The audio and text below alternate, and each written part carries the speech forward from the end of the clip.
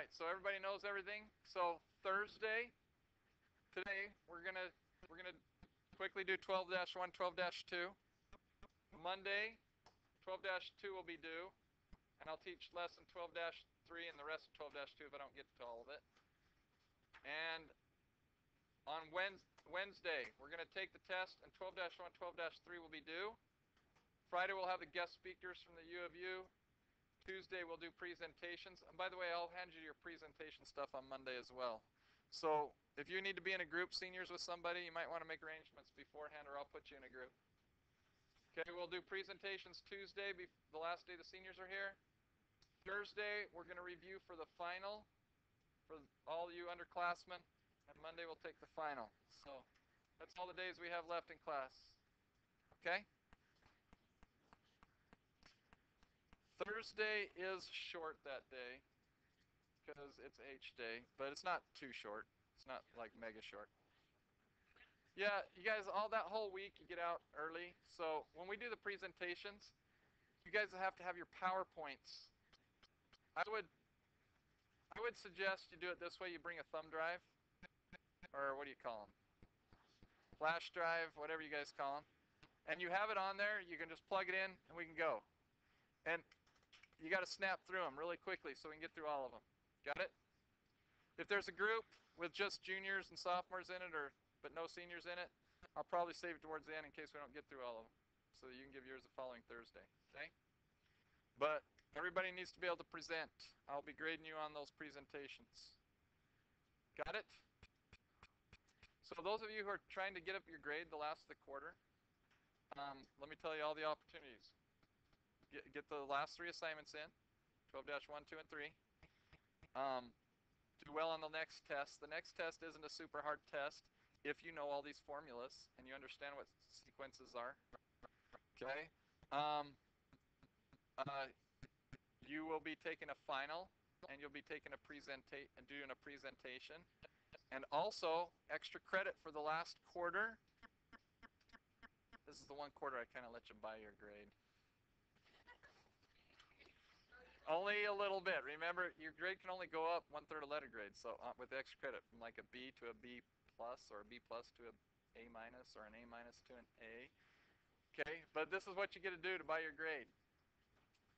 Bring me money. No, I'm just kidding. Okay. No, you guys, seriously, for the last part, I need to restock on supplies, so I have you guys bring like AAA batteries so I can have batteries for my calculators. I don't need any more Kleenexes or hand sanitizer because I got oodles of it up in my cupboard. So I think it's going to be batteries for my calculators. I go through those pretty quickly, okay? They're going to be AAA batteries, 4 of them. 4 AAA batteries, okay? And that will be your extra credit for this quarter. It seems to be the quarter I get most extra credit. I don't know why. You don't have to do anything. You just go buy batteries. Okay. Hey, by the way, I do have a few parents that have problems with that. So if your parents don't let you buy your grade and you need to do something else, come talk to me. I got alternative extra credit. I will let you earn it. Okay? I used to not believe in this, but now I do. Because if I don't believe in it, it takes money out of my pocket. Because batteries are expensive. All right. And you guys are the ones that use the calculators all year long. So, all right. Here we go. I just incriminated myself. I recorded that. So, all right. Okay. Here we go. You guys, I'm going to really go through this quickly. So a sequence is a function whose domain is a set of natural numbers. For instance, I have a sequence like this. 2, 4, 6, 8. What's the next term of the sequence? Nope. Who do we appreciate? Just kidding. Sorry for the cheesy joke. All right. So when I was in high school, that's what all the cheerleaders did. That was the famous cheer, you know. Do you want me to do it for you guys? I think it goes something like this. 2, 4. Let me see if I can get this right here. Wait. You gotta go this way. Wait. Okay. Let me see if I can do this one. 6 and 8. No, I'm just kidding. I don't know what it went like, but and then the ending of it was who do we appreciate? But huh? No, I have to think about it. I'm not natural. Maybe, do we have any cheerleaders in here? Maybe they can do it for us. Who? No, no. I, hey, Callie, you used to be a cheerleader, right? Could you do that for us, please? No. Okay. All right. Chandler, you could probably do it. All right. Okay. So anyway, what we have right here, you guys, is 1, 2, 3, 4. When it says natural numbers right here, the domain is all the natural numbers. Natural numbers start with 1, then 2, then 3, then 4, and so forth. This right here, you guys, is the domain. This is like a function. And the terms of the sequence is the range. Do we understand what a sequence is? Okay. So terms of a sequence is the range of the range numbers of the sequence. Okay, for example, right here, a sub 1 is 2, a sub 2 is 5, a sub 3 is 8, a sub 4 is 5, a sub 5 is 14. A sub 1 right here, you guys, represents the first term. That's what a sub 1 represents. Everybody tell your partner that a sub 1 represents the first term. Go. A sub 2 represents the second term. Tell your partner that. And then tell everybody what a sub n represents. The number of term we want, the nth term. Okay, right here. Now, this is the kind of sequence we are talking about in 12-1. A sequence, arithmetic sequence is a sequence with a common difference. You've got to know this. If you don't understand that an arithmetic sequence is a sequence with a common difference, you'll be lost this whole time. Hey, what do we mean by a common difference right here? What is the common difference of this one? 2, 4, or 2, 2, 2, 2. They're always a difference of 2, right? That is known as D, the common difference. You need to know that a sub 1 stands for the first term, and D is the common difference. If a sequence doesn't have a common difference, is it an arithmetic sequence? No, okay? But is it still a sequence? Can be, if it has a pattern, right? Sequence follows a pattern. So right here, arithmetic sequence is a sequence with a common difference between terms.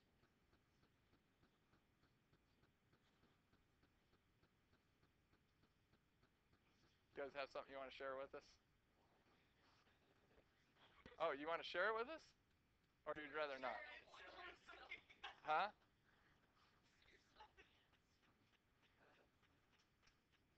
I'll turn. That's bad. Okay, back to this. All right, put it away. Hey, seriously, I'm going to have to confiscate that. Put it away. Okay, here we go. Everybody got that down? Connor, what is an arithmetic sequence? There you go. Okay, here we go. Don't write this down. Just listen. Okay? Don't write this down. I'm going to tell you what a recursive formula is. Are we ready? Okay. A recursive formula, you guys, this looks like some complicated formula, but all it's saying, a sub n minus 1 is just saying the previous term add d. For example, right here.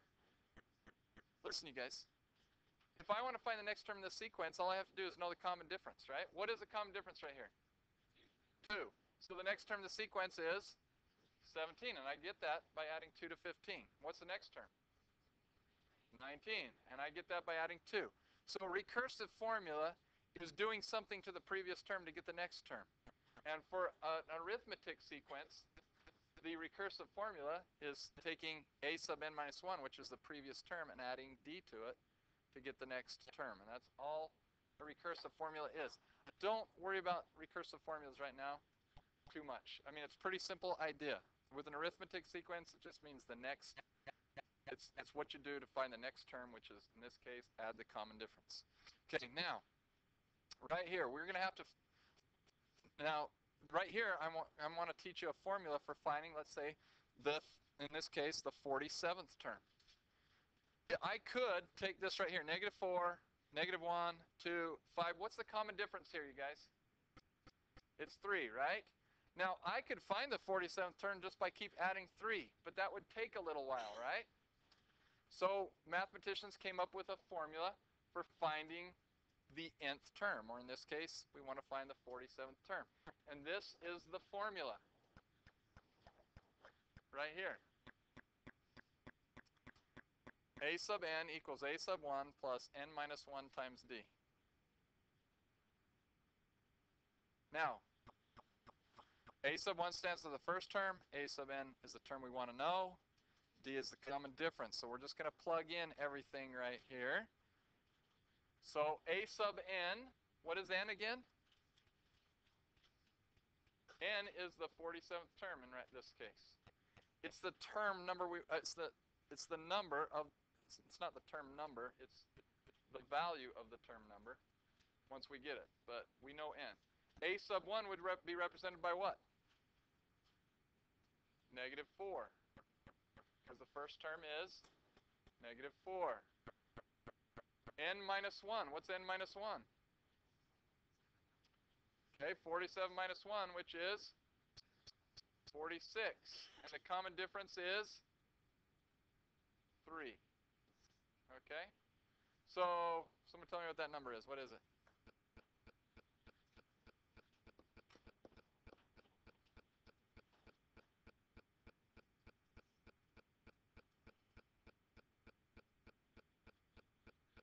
What is it? 138? 134?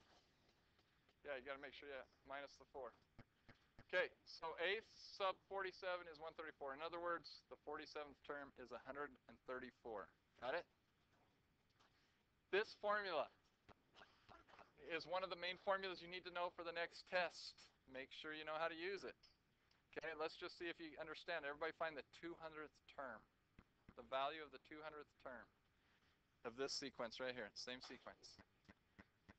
200th term.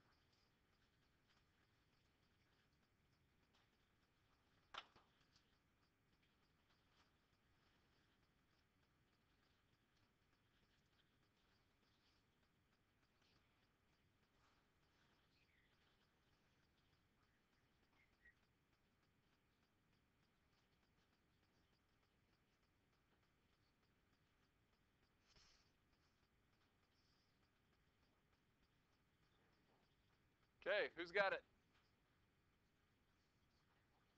Brett, you got it? What did you get? 593? Who else got 593? Okay, good. So it would have just been -4 plus 46. No, not 46. 199. 199 times 3, right? And you guys got 593, did you say? 593 is the value of that. What's the only thing that changed from this one to this one? It's the only number we had to change. Yeah, the number of term, right? The n. Okay, so that's the only thing that changed, and we got that. Okay, next problem. Find the 50th term of this sequence, a sub 50.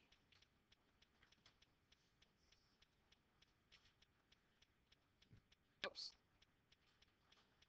So we came up with 596 as the answer after we put this in our calculators. Okay. Right here. Okay, I need to teach you what an arithmetic mean is. The terms between any two non-consecutive terms of an arithmetic sequence. In this case, these 3 red ones are the arithmetic mean. Let's say I told you, okay, you got 11 and 27 are two terms of a sequence, and in between those terms there's three terms. And those three terms are 15, 19, and 23. So the arithmetic mean of this sequence between 11 and 27 is 15, 19, and 23. Now, I'm going to give you a problem next where I'm going to give you the first and last term. Or it's going to be two terms in a sequence, but I'm not going to give you the 5 terms in between. And you are going to have to find out what those 5 terms are. And I'll show you how to do that.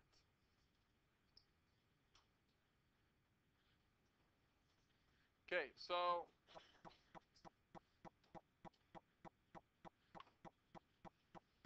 I'm going to erase these for right now, because we're going to find them. Okay, let's say I'm given 4.9 and 2.5. I wrote that up here, 4.9 and 2.5. And I want to find if 4.9 is the first term and 2.5 is the 7th term, I want to know what terms 2, 3, 4, 5, and 6 are. Okay? Well, what I'm going to do is I'm going to put these into that term formula. I'm going to put in what I know. First of all, do I know a sub n? I do. What is it? It's 2.5. It's the last term, right? The nth term is my last term, or the term I want at the end, right? So I have that. Do I know a sub 1? What is it? 4.9. Do I know n? I do. I know it's 7. 7 minus 1 is 6. Do I know d? No, that's what I don't know. So but it's my only unknown in this equation, so can I solve for it and get it? Okay, so I'm going to minus 4.9 from both sides. What do I get? Negative 2.4 equals 6d. Then what am I going to do? Someone tell me what that is. What is d going to be? Negative what? Negative 0.4? Is that what you guys said? Okay, so will that allow me to get the rest of the terms I need? Okay, I know 4.9 plus the common difference plus negative 0.4 will give me 4.5, right? Emily, do you have a question? Yeah?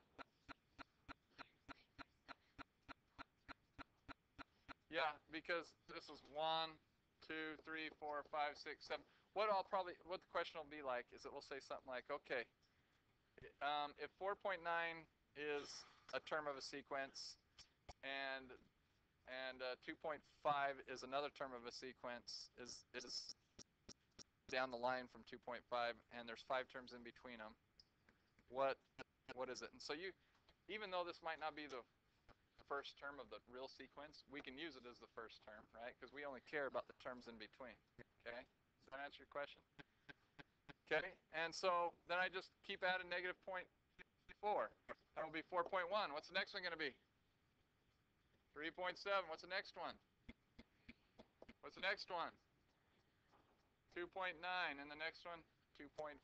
So it worked out, right? So that's how you do an arithmetic mean problem. Any questions there? Okay. Hey, there are going to be other problems where you're going to use this nth term formula and solve for different things. Like I helped some students in my last class solve for n. It gave us the nth term, gave us the first term, and it gave us d, and we had to figure out what n was. So just plug everything in you know and solve the equation for n. Jared.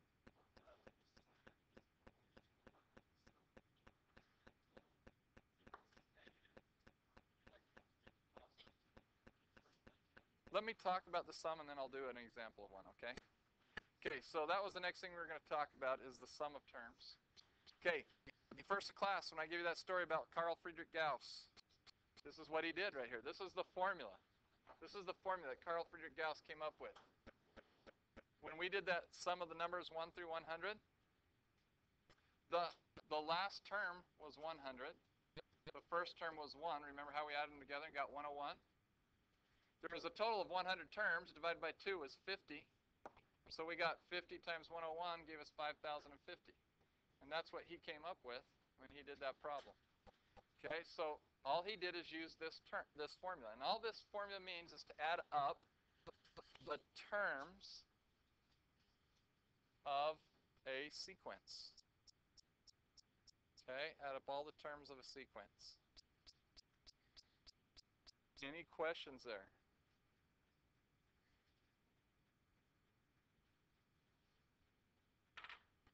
Okay, now, we didn't really need this d equals 5. I don't know why that's there. Okay, but a sub 1 equals 9 and a sub 60 equals 304. Can you guys find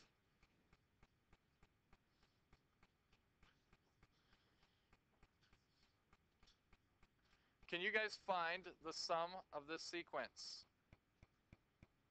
I'm going to give you a minute. Go. Okay, so what did we do? S sub what? 60. That means add up the first 60 terms of a sequence equals, oh, first of all, n divided by 50. What's n?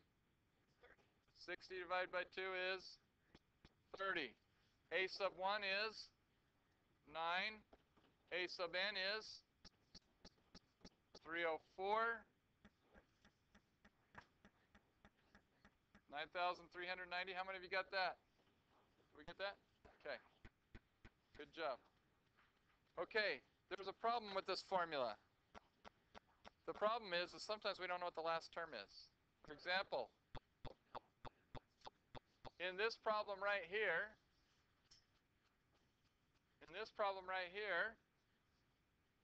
here's my formula once again. S sub n equals n over 2 times a plus 1, a sub 1 plus a sub n. I want to add up this first so many terms of sequence. Okay, now I haven't even specified which terms either. Let's see if I do down here. Oh yeah, 100. Let's say we want to add up the first 100 terms of a sequence. The problem is I don't know what the 100th term is, right? But I can figure it out how. With the other formula we just learned, I can figure out the term. Okay, so I can figure out that term now. Let's do it. Everybody figure it out. Figure out the last term, and then figure out the sum of the first 100.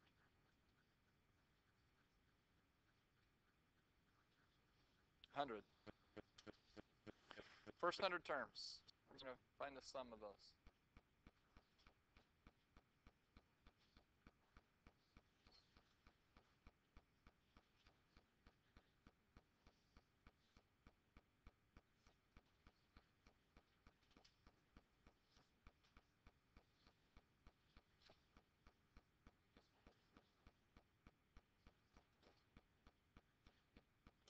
Okay, so here we go. You had to find out a sub 100 first, right? Which is equal to a sub 1, which is, what's the first term? 3 plus n minus 1, which would be, what was n minus 1? 99, because n is 100. Times the common difference, which is 5. You can see that there's 5 between each two terms, right? Okay, so a sub 100 equals 99 times 5 plus 3. What do you get? What do you get? 498? Yeah, I think that's right. Because you got to add 3 at the end, right? Did everybody else get that? N minus 1. 100 terms minus 1 is 99. Okay, so then I put them in this formula. 100 divided by 2 is 50. A sub 1 is 3. The last term is 498. 3 plus 498 is 501. So 50 times 501. What is 50 times 501, you guys? 25,050. Okay, I could do it that way. Or, you guys, we can take this formula right here. We can take this formula right here. Where is the formula? I didn't write it down again. A sub n equals a sub 1 plus n minus 1 times d. I can take the nth term formula, and since it's equal to a sub n, I can substitute it in for a sub n right there. That's what we did right here. I took this formula, I substituted it in for a sub n right here. I simplified it by adding the two a sub 1's together, and I came up with this formula. So if you don't know the last term, you can either do it how we just did it, find the last term, stick it in that formula, or use the formula that already has that substituted in it, and you can use that one. Does that make sense? Everybody write this formula down. We're going to use it right here on a problem.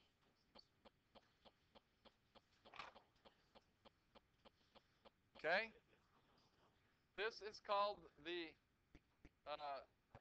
sum of the first n terms of a sequence when you're not given the nth term. Let's see what the book calls it. It doesn't have that equation? Well, yeah, it does. This is a sum of a finite arithmetic series. By the way, you guys, when you add up a finite number of terms of a sequence, they call it a series, just so you know. It's on page 762, and they just show you substituting those numbers in. There's not a separate name. It's at the top of page 762. Okay. That is the exact assignment I gave the other day. So Teresa wasn't here, and if you didn't write it down, or a couple of you had to leave early, this is the assignment that I gave. I'm going to just leave this up here for 15 more seconds. So write it down if you haven't got it down. I'm going to give you guys about 5 minutes right now to work on this. All right, 10 minutes. Yeah, and for those of you who want the next assignment, I'll put that up here in just a second. So hurry and write it down if you don't have this one down.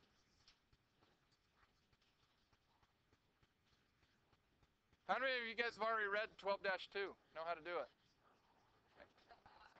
You already went. I don't need to go to the bathroom. I can go to my mom. Okay, hurry.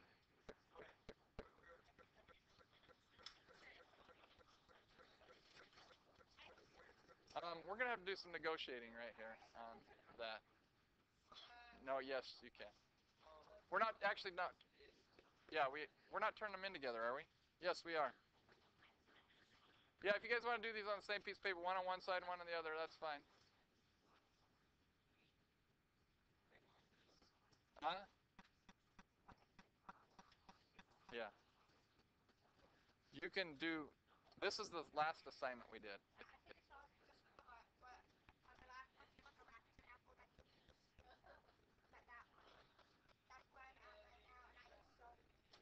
Okay, I'll help you. Hey, here's the other assignment, you guys. 12-2.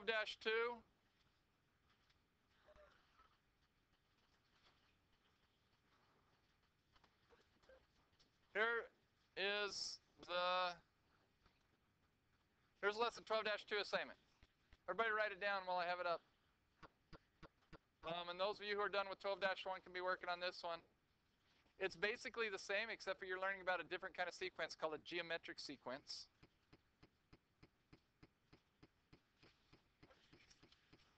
Okay, in 12-2, we're going to use the formulas for geometric sequences. So before I tell you guys what a geometric sequence is, I want you to see if you can discover it on your own. So I'd like everybody to figure out what the next term in this sequence is. Okay, Nephi and Justin? I want you guys to discover what a geometric sequence is. So see if you can discover what the next term in this sequence is.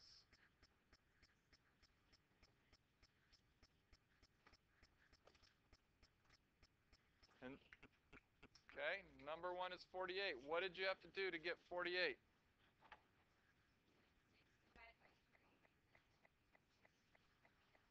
Yep. You can do it in one of two ways, you guys. You can do it the way Sarah's saying it. Divide the second term by the first term, right? Or the third term by the second term. All you have to do is times a term by its previous term, and that will check. Well, each time, if you go 24 divided by 12, it's 2. 12 divided by 6 is 2. 6 divided by 3 is 2. So you know the geometric ratio is 2. 3 times 2 is 6 if we go the other way. 3 times 2 is 6. 6 times 2 is 12. 12 times 2 is 24. 24 times 2 is 48. What's the next term in the sequence? 96. So all you're doing it is doubling it each time in this one. And that we call this a geometric sequence when it's multiplied. In this case, we have what we call a common ratio. Instead of having a common difference, Mason and Riker, instead of having a common difference, we have a common ratio. In this case, it's 2. Okay, let's do number 2 right here. Wait. I think I missed one. I actually thought I fixed it last period, but apparently not. Let's write it like that. Okay?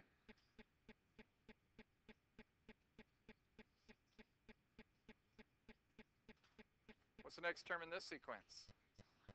1/4. Then what? 1/8. So, what's the common ratio in this one, you guys? Huh? That's a comma, by the way. It's divided by 2. Or think of it as multiplying it by the fraction 1/2. Okay, so you're taking half of the previous term. Okay, so you guys, that is a geometric sequence. It's a sequence in which each term is determined by multiplying its previous term by a common ratio. This is the key 2 words, common ratio. If I asked on the test this question, what is the difference between arithmetic sequence and a geometric sequence? Raise your hand if you'd be able to answer that question right. What is the difference between an arithmetic sequence and a geometric sequence? Okay, now there's 2 words for each of them that describes them. What is the difference between an arithmetic sequence and a geometric sequence? Raise your hand if you know the answer to that question. You guys, seriously, if you know, raise your hand. What's the difference between an arithmetic sequence and a geometric sequence? Mason, what is it? Yeah. Arithmetic sequence has a common difference, and a geometric sequence has a common ratio between terms, right?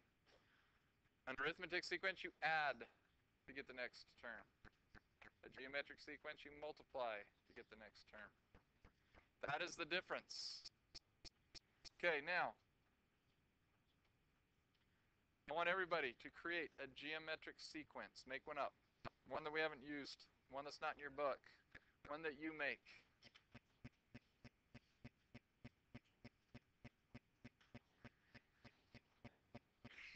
Okay, 5, 25, 125. Huh? 625? Is that what you said? Hey, you guys. Adley, in his, he just started with the number 5, and then he picked his common ratio to be 5 as well. 5 times 5 is 25. 25 times 5 is 125. 125 times 5 is 625, and so forth. Okay? Aaron, what do you have? 2.4? 1.44?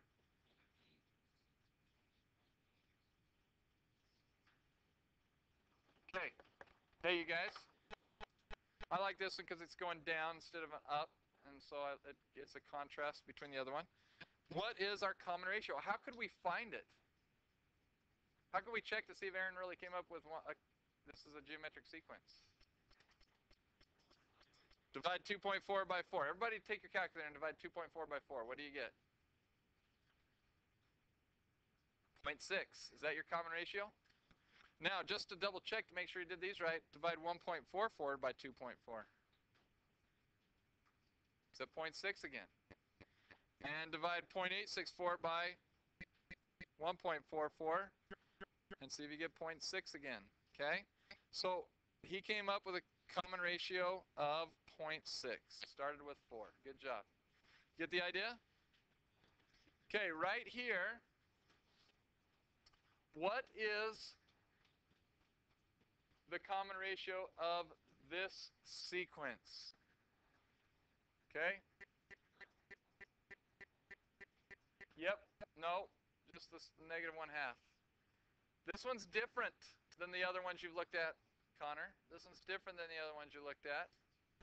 Figure out what the difference is on this one. Okay? Dylan, you got this?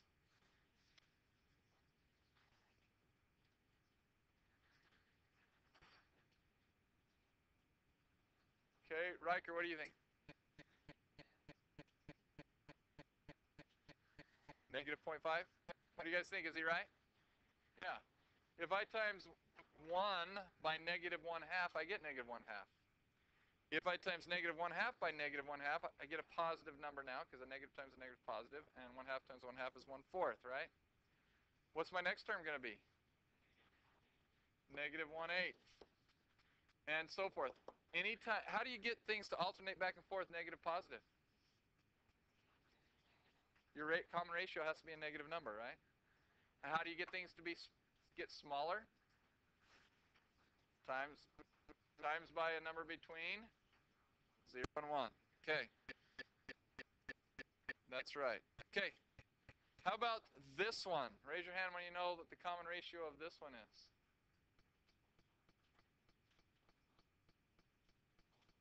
It's not as hard as it first appears.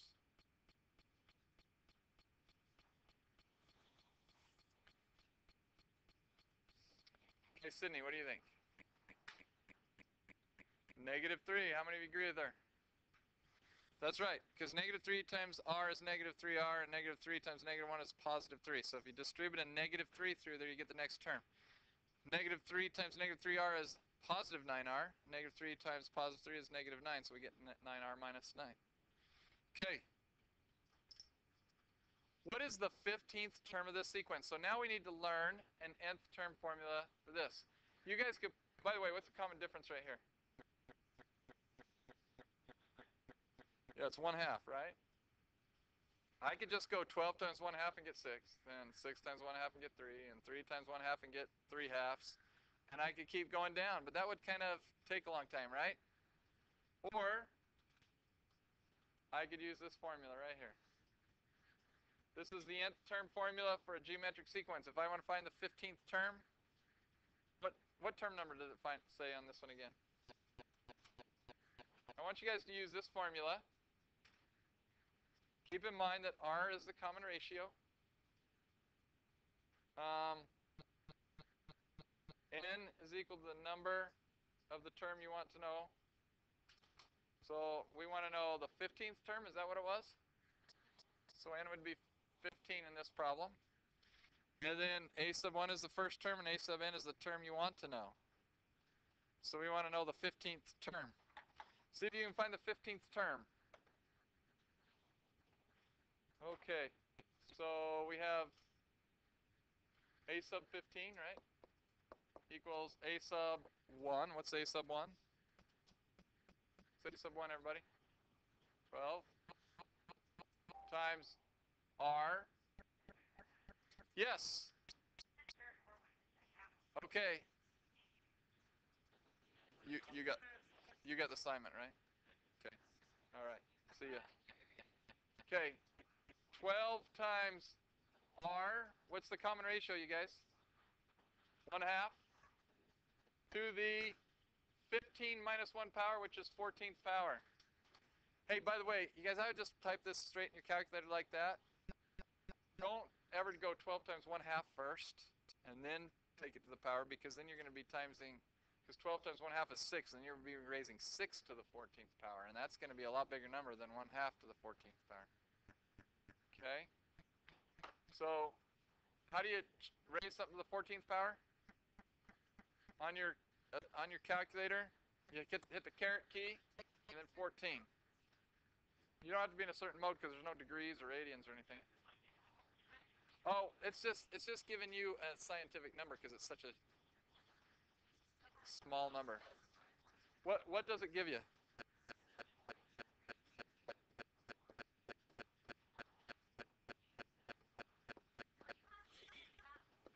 E what? -4. You guys see that -4? That means to move the decimal 3 places or 4 places to the left. So your answer, that's your answer right there. Got it? All right. Hey,